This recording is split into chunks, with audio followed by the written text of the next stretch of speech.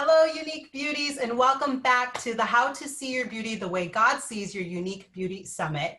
I am so excited today to introduce our speaker, our inner beauty speaker, who is Susan May Warren. Susan, you want to say hi real quick? Hi, everybody. Great to be here. We're so grateful you're here. So let me tell you guys a little bit about Susan. So Susan May Warren is the is the US Today, Amazon, ECPA, and CBA bestselling author of over 70 novels with more than 1.5 million books sold and translated into 8 different languages. She's the winner of a Rita Award and multiple Christie and Carol Awards, as well as the Holt and numerous Reader's Choice Awards. Susan has written contemporary and historical romances, romantic suspense, thrillers, romantic comedies, and novellas. Susan, you also started a online school can you tell us a little bit about that? Sure. Yeah. I started an online school for novelists. It's called Novel Academy, and it's actually currently the longest running online school for inspirational novelists on the internet. So it's been around about 12 years, and we have helped hundreds of authors get published and stay published and build careers and that sort of thing. But I do want to say my biggest pride, I mean, that's all wonderful. All those accolades are great. But amazing. Really, I could barely get them out. Yeah, it's, and you write those in for your publicist and that sort of thing. But for me, I'm going to say what I'm most proud of is that I'm a mom of 4 adult children who we've successfully launched, and I've been married for 30 years to the love of my life. And what people don't often know about me is that I was a missionary for 10 years in Far East Russia, aka Siberia, before I became a writer. So those are, I think, more I don't know, personal things, but those are the things that are sort of more important to me as a human being and as a writer and as a woman. So just to share that piece. I think that I would, if I was to be known for anything, yes, I like the novels, but I just would like to be known for the fact that I loved, well, my children and my husband. So anyway. Oh, that's so beautiful. Thank you for sharing that. I didn't know that about you after doing my research. That's right. So. Okay, awesome. So let's dive into the first question, which is such a great way to do that, because as you know, our beauty is so closely tied to our identity. So I wonder if you could share in your relationship with Christ, how has that helped you to be the powerful writer you are today, or even be the mom you were talking about, or the missionary? Can you give us a little bit of insights about that? Yeah. So I think for me, I've been on an identity journey my entire life. I have kind of a unique journey. I am adopted. So I embrace the identity of my adoptive parents, but they were very different from me. And so growing up, I was very aware of that difference, and I didn't necessarily know who I was. I became a Christian at a young age and began that journey towards seeking who I was in Christ. Now, we all know that Satan comes to steal, kill, and destroy, and he wants to steal your hope and your identity and your future. And he also wants to kill any activities of truth in your life, and he wants to destroy your witness. And so for me, it was about saying, okay, what lies do I believe about myself that is causing me not to live in that truth and in that abundance? Because Christ comes to give life and give it abundantly, and he wants me to have joy and peace in my future. So he offers this life that is so beautiful and blessed and in line with him. But Satan destroys our lives with these lies that we believe. He tells us lies, and he gets us to believe them through circumstantial evidence and things like that. And to break these lies, we need to see and hear and experience the truth. And so for me, that means that I have become a seeker of truth. I have tried to let truth, I read the word, I worship the Lord, and I try to let his truth into my life to break free of those lies so that I can then start to walk in the fullness of the life that Christ has for me.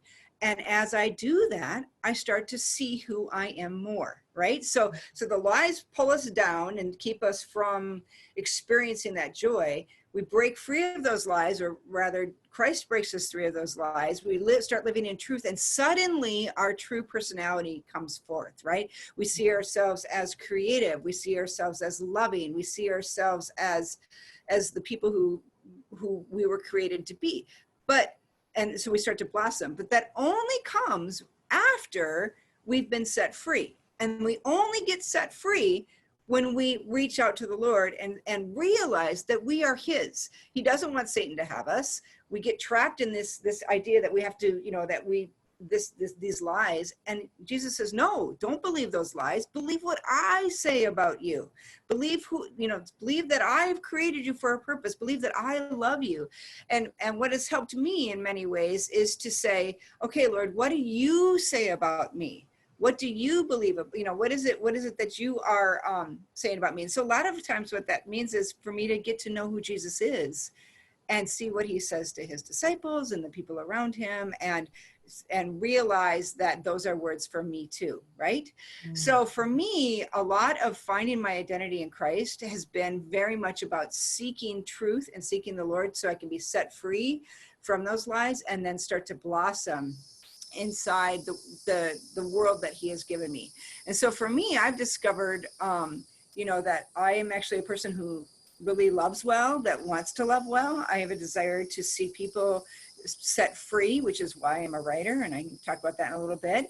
I have a desire to have other people find truth and freedom as well. And so that's a little bit of my mission. Ways that I myself have drawn near to the Lord, especially during this pandemic, and the insights the ways that I have received insights from the Lord is a number of ways. First of all, is I fill my life with praise and worship music.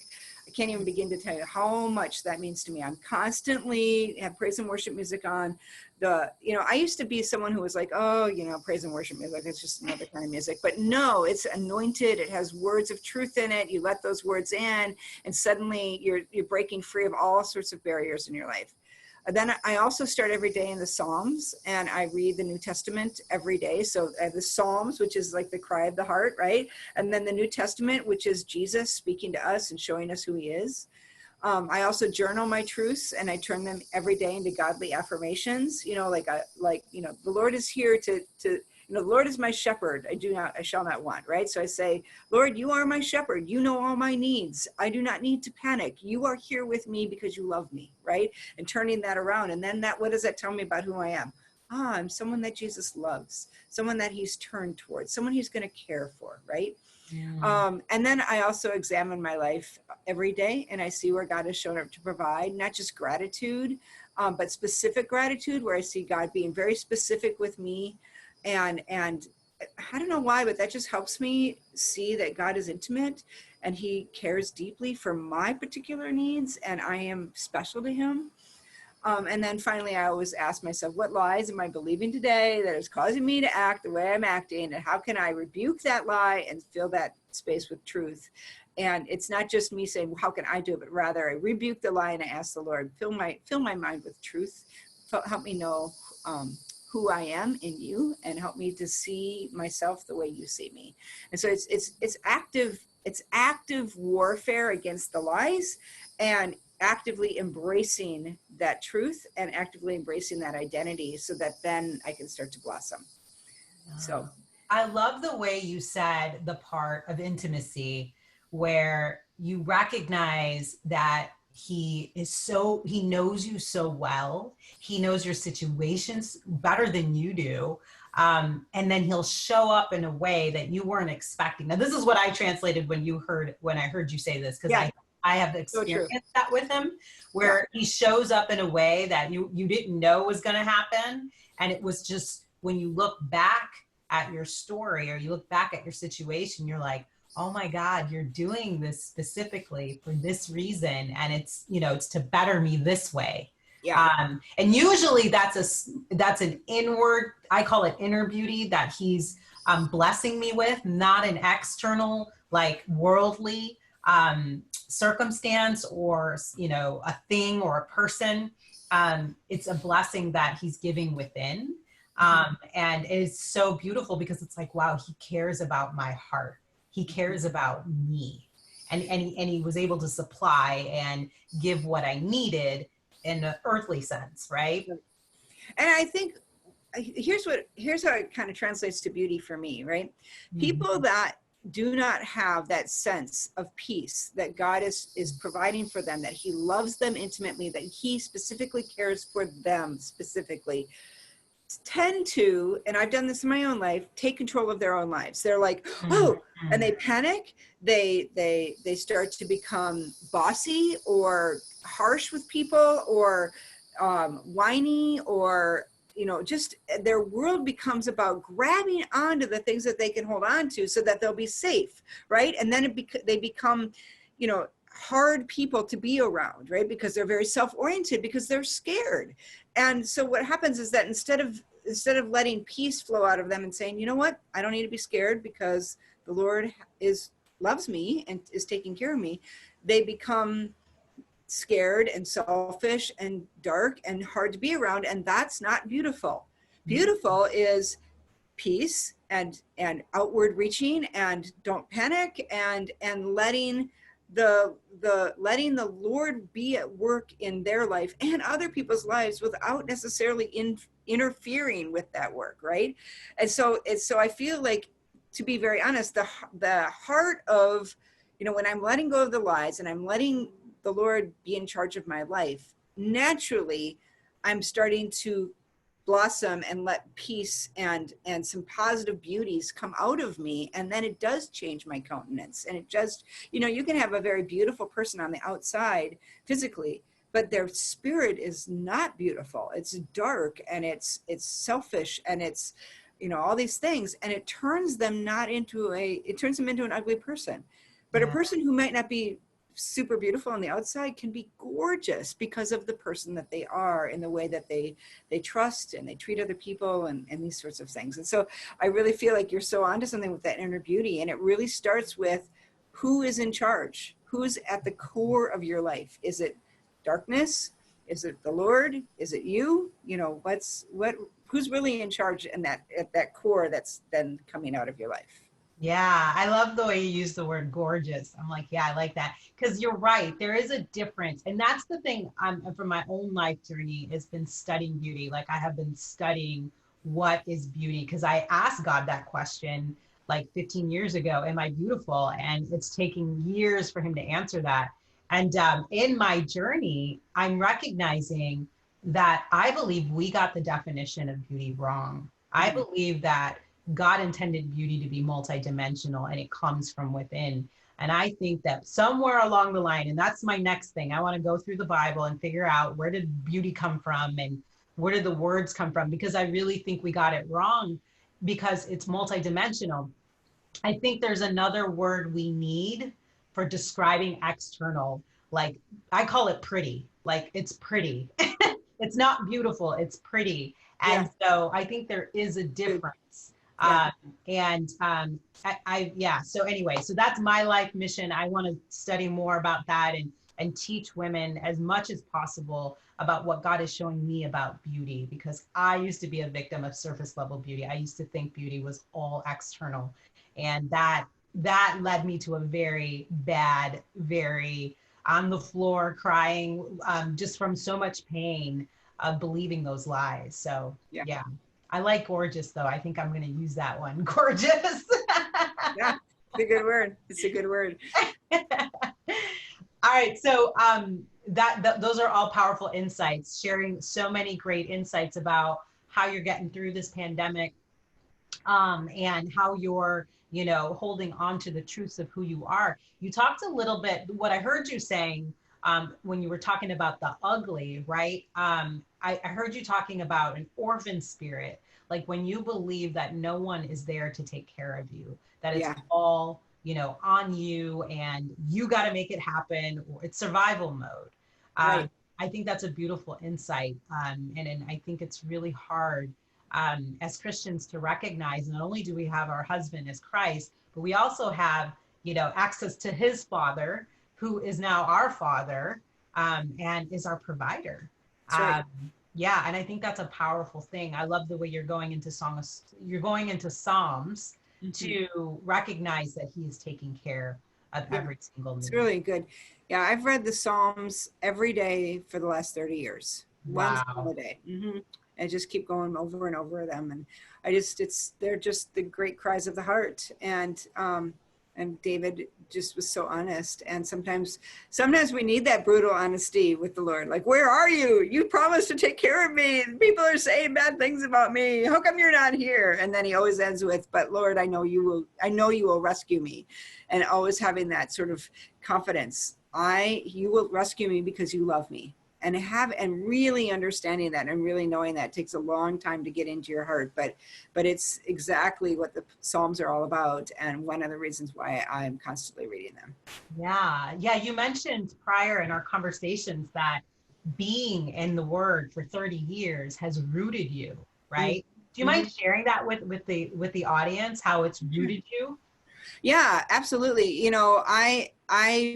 For so for me, I mentioned that how I really went through my storm, so to speak, 30 years ago. So when I was so I became a Christian early on, and got called to missions, and my husband and I went overseas to the mission field. And it was during that 10 years that I really started to root in the Lord, just really started to have that practice of a daily morning quiet time. I know it was, I mean, I was homeschooling, I had small children, I was teaching English as a second language, we were planting a church, I was doing all the marketing, and I was writing, doing a lot of writing at the time. And yet I still was like, if I did not start my day in the word, I felt like I was just, sort of at sea, not really knowing where to go. And so that root was such a powerful piece of in my life. And we had crazy stuff that happened to us in Russia. Our children got deathly ill when we first got there, and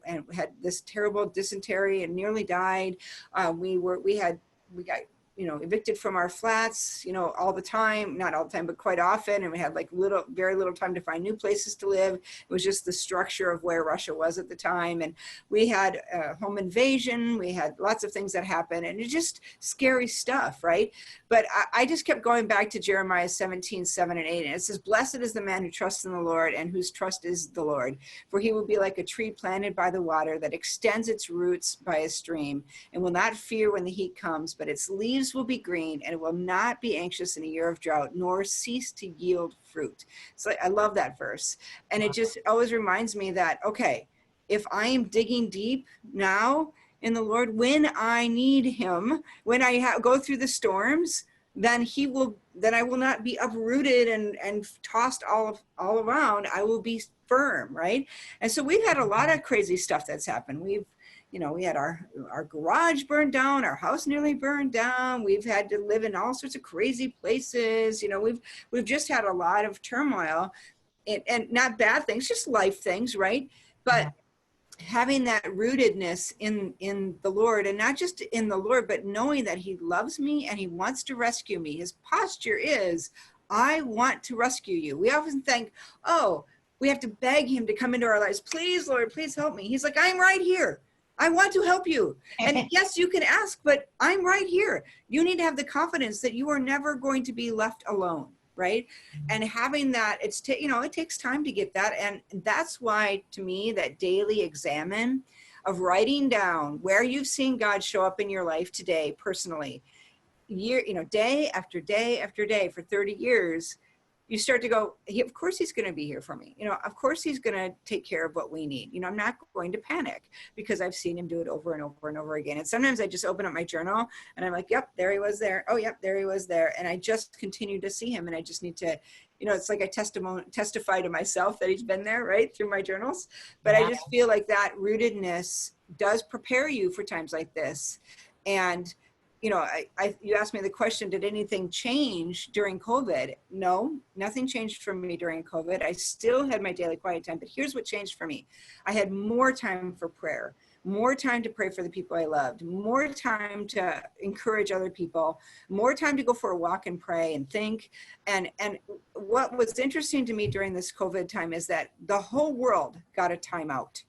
Everybody had like time out, we're going to go home. And unfortunately that was hard for so many people because, you know, their livelihoods were threatened and therefore their homes were threatened. And I'm very fortunate. I work at home, so I didn't have to deal with that. But in other, you know, they had to homeschool their kids and that sort of thing. But I was also extremely busy. I had like probably 7 conferences cancel on me, like 5 or 6 speaking events cancel on me, you know, so I lost that income as well.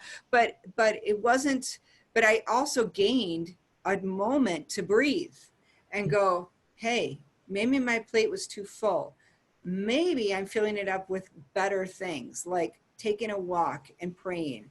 Maybe I'm able to, you know, to reach out to people and have longer phone conversations and maybe bless some people that needed to have someone to listen to them and talk to, you know. And so I kind of, I shouldn't say the Lord filled it up with other things, but slower things and more contemplative things and things that caused me to lean into him more. And so that I'm leaving this place, this COVID time, stronger than when I went into it. And I'm, you know, I'm trying to ask myself, okay, could I leave my plate less full as I go into the new season to allow for those things that I've learned during COVID that have blessed my life? And so I'm just wondering about how do I then grab those lessons, that time that I've so enjoyed, to then change my next season for better. So anyway, just, yeah, I don't know how I got off track there, but that's. No, that was beautiful. That was beautiful. I mean, you're preaching to me too. Like, I'm like, wow, I'm really receiving what she's saying today. But no, like, exactly. I really do believe that, you know, like we talked about, you know, the reason for this summit was to help women understand. I believe he's calling his bride to come close to him right now, to just grow intimacy. I believe he stripped us from our agendas and our calendars and everything that pulls us away from him. And I think he just wants to remind us of his truths. And I love that you beautifully said that you want to incorporate, you're going to be intentional about incorporating that going forward when this pandemic is over. Yes, that's right. Yeah. I just feel like there's every 4 years as a missionary, we came home from the mission field, and it gave us an opportunity to reevaluate our vision and see what we wanted for the future. And I think maybe we're all having that furlough time right now. Yeah. It's time for us to say, okay, let's reevaluate. What is it that we really want out of life? There's got to be a better way to live than to just always have our plate so full, always focusing on so many other things, and maybe just to slow down and say, okay, what are the 3 things that have become important to me during COVID, right? Like family, prayer time. And for us, crazily enough, it was, we have saved a ton of money because we haven't gone out. Oh, I know, right? I know. And we, right. And actually my husband and I both lost 10 pounds. Seriously, during COVID, because we started to eat at home. We used to have a huge social life. Like Friday nights we'd go out, Saturday nights we'd go out. You know, we were constantly hanging out with our friends, which we love. But maybe we say, okay, we'll bring the friends over to our house and we eat at home and we eat less. You know, and we say, okay, let's focus more on the friendships than the going out. Right. And not saying we don't want to support our restaurants. We do want to support our restaurants. Right. Yeah. So, but there's maybe some other ways to do that. And trying to find, okay, what are the 3 things that for me changed in this time? So for me, it would be, I walked more and prayed more. We were more deliberate about our home eating times and having dinner together. Strangely enough, because my husband was working at home and I was working at home, we took the time every night to make dinner and sit down together. Nice. Because we were like, well, we're both working and let's go do that. And we didn't do that before. And I don't know why. So we did that and we were like connected. And then we also had the time, believe it or not, where we set it up once a week to talk to all of the families. So all of the kids. So we have a son in Japan, another one in Italy, and they live all over the world. We all got together once a week on Saturday mornings to talk for an hour. And this was, we'd never done this. And it was like, this was fabulous, cultivated time that connected us as a family. So I don't know, there's these practices that for me made my life richer that I don't want to lose going forward. And to be honest with you, it allowed me as a mom to invest in my children's lives in a positive way. And made me realize how important that identity really is. Like, the Lord has given me these children, and I still can speak into their lives in a positive way. And that really meant something to me. And again, going back to that identity of who I am in Christ, he loves me, but part of the package, my package, is I'm a mom. Yeah. And so that's part of how the beauty comes out of me, I guess, is to be a good mom, even though I have adult children and they live far away. How do I do that? You know?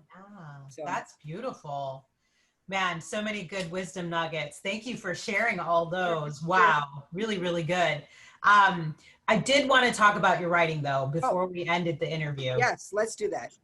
So you said something earlier about how when you were spending time with Christ, you got to see yourself the way he sees you. And you talked about creativeness. You were creative. Is that kind of how your writing blossomed? Yeah, well, I always knew I was a writer. I wrote, my first novel when I was 14, but I never really knew how I was going to do that. And when I was a missionary, I wrote newsletters. And so for me, I said, well, Lord, I don't know how I'm going to use this writing thing, but I will write you the very best newsletter I possibly can. And I started doing that. And I eventually got some of them published. And then one day the Lord said to me, I want you to write novels. And I didn't really know how to write a novel, but I learned, and through a process, and after four unpublished novels in 4 years, I finally got one published. But what I was talking to my husband recently, and I said, I was, as a young person, I was pretty messed up. I was adopted. I didn't know who I was. I was a Christian, but I hadn't really figured out why I was here, what my purpose was. And I knew I was supposed to be a missionary, but I just didn't know. And I believe that my life as a novelist has changed me from the inside out. And I often tell people, if you haven't been changed on the journey as a novelist, then you've missed the point, because writing a novel is so much about digging around inside and finding the touch points with your characters. So a character comes to the page with a problem, right? And as a writer, my characters go on lie journeys. And so I'm creating a character who's full-bodied, and he's got a lie that he believes that is causing him to behave a certain way, and he has these certain problems, right? And suddenly, boom, something happens. He's invited to a journey, and that journey causes him to confront who he is and what his problems are. And he has an external journey, but the internal journey is really what the story is about, which is really true to life, right? So we have an external journey of things that we do externally, but really those external things are just there to prompt us to the next internal change that God is bringing us on. And I believe that we're all on a journey of truth, and he's slowly setting us free from our lies, right? And so that we emerge more whole. And so as a writer, my characters are on that same journey of going from their lie to experiencing truthlets, little pieces of truth in their lives, until finally at the end of this particular book, they sort of have their epiphany. They wake up, they see that they've believed in this lie, and now they're going to believe truth, and they change and become a new person, and now we have a new ending, right? And so that's basically the journey of a character and of a novel. As the writer, I'm going on the journey with the character, right? So I have to understand the lie that they believe, and I have to believe it with them. And then I have to experience the truth, and then I get set free on the journey. So having written 70 novels, I've been on 70 lie journeys and experienced the truth and freedom of these characters. And as a novelist, that's my job, is to help the reader, or I should say, as a novelist, my job is to help the reader feel like they're the character, embrace or understand the lie that they believe, go on the journey with the character towards truth, and hopefully be set free. And that's why novels are so powerful. So, we've got the Sermon on the Mount, which is nonfiction, and we have novels, which is the parables, which is fiction, right? But Jesus spoke in parables because parables and stories are so strong. They get into our hearts. And if they get in our hearts well enough, if the author has done their job, then the truth that your character experiences will be the truth that hopefully you as the reader experience as well. So for me, I've been blessed to go on all these lie journeys and all these truth journeys and see God at work in my characters' lives. And as a result, so as an aside, and in addition, I should say, a character's journey is really just a testimony, right? So why do we love testimonies? Because people tell us their journey from lies to truth. Well, in fiction, your character is telling you their journey from lie to truth. You just happen to be able to go on it with them, right? And so it's just like having a testimony, and that testimony testifies to your spirit, and you can say, yes, that's true. And hopefully it changes you as well. So it's as an author, I take my job very seriously. Especially as an inspirational author, but I've written secular books as well. And even those characters have journeys towards truth, because truth comes from the Lord. And you don't have to name the source to know, okay, this is where it's coming from, right? But at the same time, I'm always taking my characters on that journey. And I'm very, and I have to be connected to the source of truth in order to do that. So for me, my writing life has been a great blessing to me, because I've been forced to dig into the Word, to hold on to the Lord, to ask Him for truth, and then to go on the journey and be set free with my characters. And so as a result, that's changed me, and that's been very great. So in answer to your question, that creativity, that piece of me that the Lord, that I had, the Lord's taken. And I always tell writers, the Lord is speaking to you in your love language of writing, of words, right? So songwriters, the Lord speaks to them through song, singers, musicians, whatever it is. But for writers, He speaks to them through the page, through the written word. And so for me, that combining that creative spirit with a sense of worship and communion with the Lord has really changed my life, and allowed me then to put onto the page words that I believe are, sort of a combination of things from Him and my inner creativity. And and everybody has their different voice, right? That happens to be my voice, but definitely that has been how the Lord has spoken to me and allowed me to then pour out creativity and truth in my own way, and hopefully in a way that helps other people. So, oh my God, I just feel like you described something I call unique beauty so wonderfully. I believe unique beauty is the essence of the beauty He created you for. And I love the way you talked about your gifting and how it's a multi-dimensional kind of experience, because you're bringing in a worship, you're bringing in the truth of His word, and then you're bringing in your voice, your unique perspective, your unique worldly perspective. And it's all coming together, and it's creating a novel that, is just, obviously you got all the accolades because they're powerful stories. And I love that they're for a Christian audience. It's for an inspirational purpose.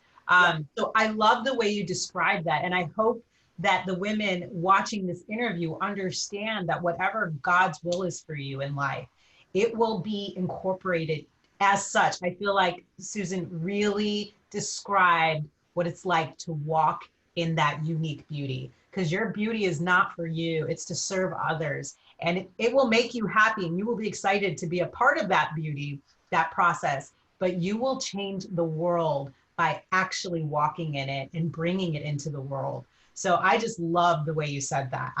So beautiful. I'm getting chills. Thank you. Well, I do want to say that it's not hard, right? The only part it's not something that I do myself. It's all I do is spend time with the Lord, let Him change me, and then go to my computer and write the story that He's put in my heart. And I need to learn to do the structure. I need to learn storytelling techniques. But in terms of the anointing and the creativity and the magic, so to speak, that happens, that's just all, relying on Him and letting Him, kind of pour that out of me. So it's like, for people that think, oh, how do I do that? You do it by prayer and time in the Word. Frankly, that's my secret. Right? So beautiful. Indeed. Yeah. Oh, I love that. Well, I want to thank you so much for participating in this summit. Such beautiful, oh my God, I loved so much of the input that you have shared in the interview. Before we end, is there anything else you want to share with the ladies? I think just to say, take the time now before you launch back into your post-COVID life, right? to look at what you liked out of this COVID time. I know there's been a lot of stress, but there's got to be positive things as well. And if you need to, ask the Lord, what are the things that are good? Show me the things that you want me to keep, because there are things that you should keep in your life and make room for that the Lord has nurtured, and because they're going to be good for you and they're going to help you put down roots. So the next pandemic that we have, hopefully not, you won't be shaken. You will have those deep roots. And then, you guys, here's the cool part, and I keep telling my friends this: the world is looking for people that have deep roots, because they need people to hold on to. It's kind of like, when those tsunami happens and everything comes and gets washed away, and you see people like hanging onto light poles and things like that. You're the light pole. People need to hang on to you. And so that means you got to have deep roots. So dig your roots in real deep, trust in God, and just, let him nurture that. And then you're not going to get shaken the next time. Oh, beautiful advice. Beautiful advice. So I'm hearing you. We're going to get those roots really deep in the ground so that anything that happens in the external world, we're not shaken by. Yeah. That's beautiful. Right. I love that. Well, Susan, thank you so much for being a part of the summit again. And ladies, I will have links to Susan's website. You have to check out her books. I know I'm going to be reading a ton of them. Now I have access to getting some great, great Christian books. So check them. I will leave the link in the email, also in the bottom of this video. So thank you again, Susan, for being a part of the summit. And we will see you guys on the next interview. All right. Thanks. Thanks for having me. Yes, thank you.